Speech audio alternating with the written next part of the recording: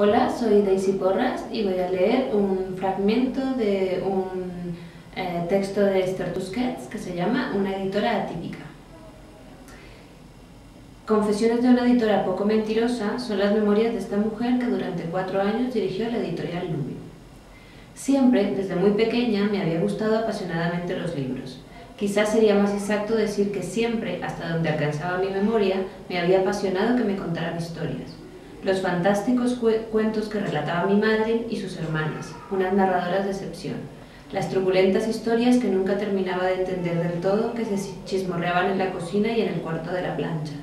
Los inefables seriales de la radio de los años 40, la fascinación del cine, pero sobre todo los libros. Leía, desde que aprendí a leer, a todas horas y en todas partes, con una pasión que no he recuperado con igual intensidad en ninguna otra etapa de mi vida. Decían que era como la niña de una película, creo que de Capra, que ni para contestar al teléfono soltaba el libro que tenía entre las manos.